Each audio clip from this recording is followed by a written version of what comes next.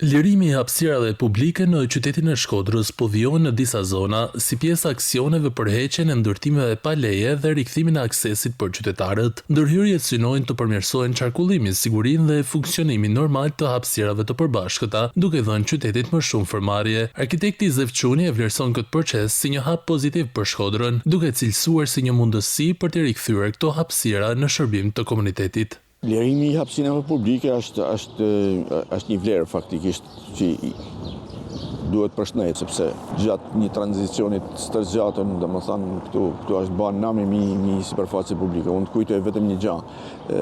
Ne kemi pas rreth 440.000 metra katror parqe lulishte në Shkodër, edhe pa të përfunduar në 40 e sa mijë.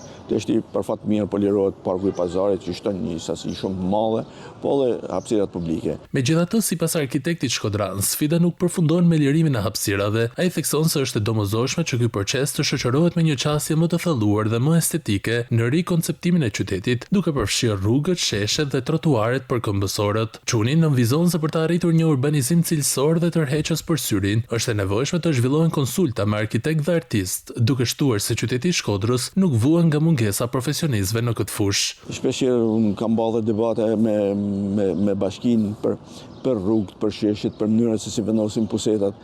Faktikisht, po të kërkosh ti me bën një projekt, bashkia aty të kërkon edhe arrendim urban edhe për një shtëpi private. Për mos më thon pastaj me organizu konsulta me arkitekt, me urbanista, me piktor, me skulptor, që dikur janë bërë këta konsulta. Në një qytet me identitet të fortë historik dhe kulturor si Shkodra, lirimi i hapësirave publike përbën hapin e parë, por sfida e vërtet mbetet transformimi i tyre në ambiente funksionale, estetike dhe të denja për komunitetin.